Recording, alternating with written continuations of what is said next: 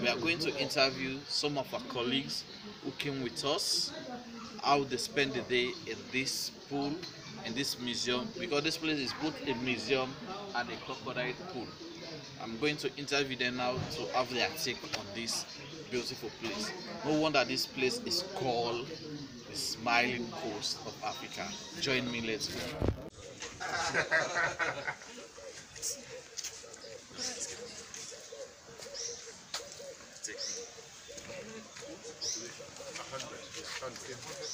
So there are some like teeth. The teeth. You pay for this one? Yeah. That one you know you're going to real practice. So the entry fee, you are not having any support again?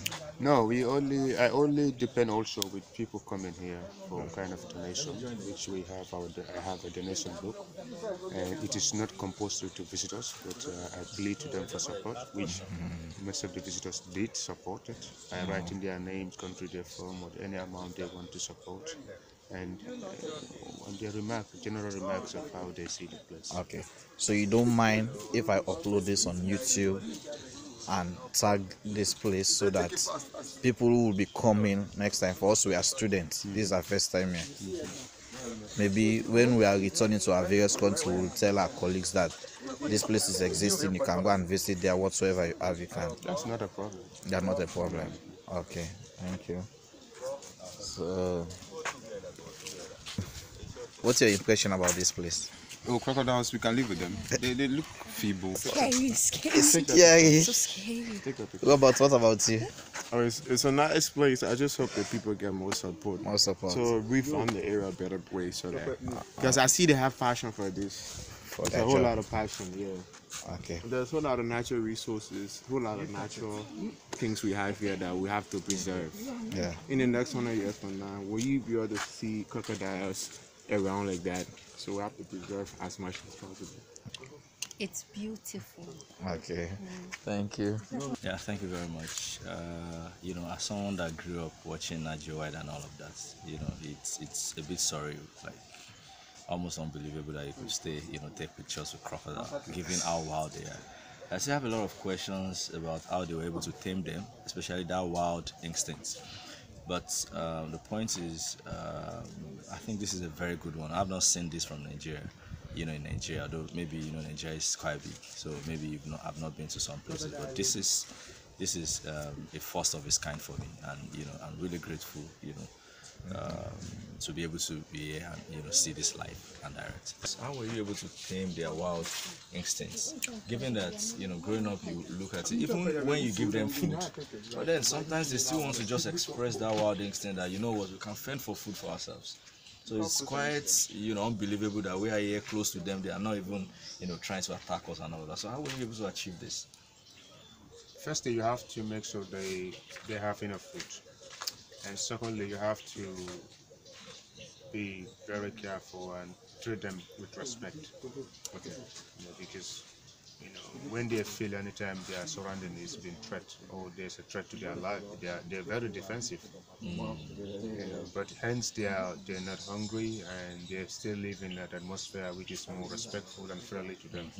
That's how you can control them. So that's why you say we should not make noise so that they don't feel like agitated or too excited or something to want to fight back. Yeah. Okay, that makes sense. But then you said this place was founded in the 1600s. Yeah. So meaning that so what's their normal lifespan? Do they live for like 100 years? They live up to 100 years. 100 years. Oh, okay. So, but then how have you been able to maintain the population at around 100? Because if they've been here since 1600, why is it that they've not been able to multiply? How many eggs a time, and you know, how does it go? What happened was that when they have after laying their eggs and hatch the eggs, they have babies. So most of these babies will find it difficult to survive, and many of these babies died during the long time. But latter part, what we did was to cut their number by taking their eggs away. You know, this is why you can able to find these eggs in here. So make sure that the number will not increase. You will deny them hatching their eggs to have babies. So it's some kind of controlled Controlling the breeding. population, Yeah. because you also you have to look. Two key part of it is the size of the pond they are living, and also the most important one is the financing, to sustain them. Hence, when you have no support from the central government, you have to make sure that they are controlled. The population is controlled.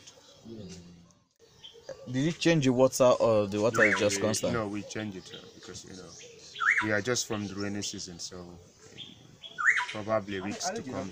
So you change the water. How do you drain it? The bring the machine? The fire service will drain the water. Pump the more water. So, is this water, are people using it to do any traditional ceremony? Traditional was like infertility for women. So if a woman wants a child, Yeah. you can come here to wash. Yeah, they will not be swimming there. They just get bucket and get water to. That's why that's a small building. You had issues of them like straying, like going into areas you don't want them to go to. Like this is the normal route. As far as this park is concerned, they are free to walk Anyway. anywhere. Wow. That's serious. No, go again. But has anyone caused any problem, any danger? Yeah, you cannot. That cannot be avoidable. But one thing is, I always try to make sure people must be more respectful to them, to avoid any kind of those. There's never been any accident. Simply because every morning I have to feed them. They only eat fish, no meat. Or I don't have to feed them with chicken because when they smell blood for food, that will be so dangerous. They might try to attack people. So they eat 250 kilos of fish a day between all of them. Also, we are only touching the male crocodiles at this present moment, not the female crocodiles, because I took their eggs away to cut down the population, because already I said 100 is there, and also because of the COVID, and financially become a problem for me, because I'm not having a support from the government to look after this thing. So meaning that I look stranded by feeding them, because that cost. If you were here a couple of months ago, I wouldn't allow you to come stand this close or distant, because then there was no money to buy food. So I don't allow people to come in.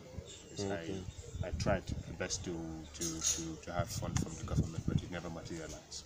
It's only nowadays, these few past months, that I, through my own negotiation with fishermen, to supply me fish until when I got money to pay them, because I cannot leave them to stay hungry. Because when they live for long with hungry, one thing will happen, they will start to eat each other. And when they do that, nobody will come to their territory. That could be dangerous, right? So these are the tricky things. So what we're gonna do, we're gonna touch. Okay, please, can I ask a question? Yeah, of course you can. How can I identify the male crocodile and the female crocodile?